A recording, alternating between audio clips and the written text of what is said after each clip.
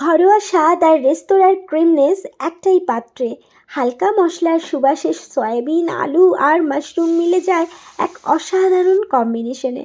প্রথমে পেঁয়াজ, রসুন, আদা, টমেটো গোটা চিড়ে, গোটা ধনে, কাঁচা লঙ্কা আর কয়েকটা কাজু একসাথে হালকা সিদ্ধ করে নরম করে নিয়েছি। অন্যদিকে সয়াবিনও কিন্তু গরম জলে দিয়ে সিদ্ধ করে নিয়েছি। তারপর মশলাটা ঠান্ডা হলে মসৃণ একটা পেস্ট বানিয়ে নিয়েছি। কড়াইয়ে তেল গরম করে দিয়েছিলাম, আলুর টুকরো, পরিমাণ মতো লবণ, হলুদ। তারপর নাড়াচাড়া করে একটু হালকা ভাজা ভাজা করে মশলাটা দিয়েছিলাম লবণ, কাশ্মীরি রেড চিলি পাউডার। এবার এটাকে নাড়াচাড়া করে একটু শুকনো করে নিয়েছিলাম কষিয়ে। তারপর দিয়ে দিয়েছিলাম এর মধ্যে সয়াবিন এবং মাশরুম থেকে বেশ খানিকটা জল বের হয়, তাই পুরোটা মিশিয়ে একটু সময় ঢেকে রেখেছিলাম। জলটা বেরিয়ে গেলে তারপর আবার একটু নাড়াচাড়া করে পরিমাণ মতো ঝোল দিয়ে দিয়েছি।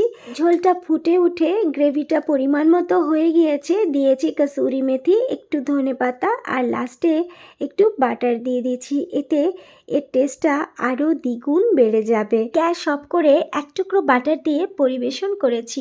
থালিটা কিভাবে সাজিয়ে নিয়েছি দেখো। ভাত দিয়ে যে আমি কী করবো কিছুই মাথা মুন্ডু বুঝতে পারছিলাম না। তারপর ভাত এভাবে মাঝখানে রেখে রেখে হঠাৎ মনে হলো মাছই বানিয়ে দেই। করেছিলাম বেথো শাকের রায়তা, সেটা নিচে দিয়েছি।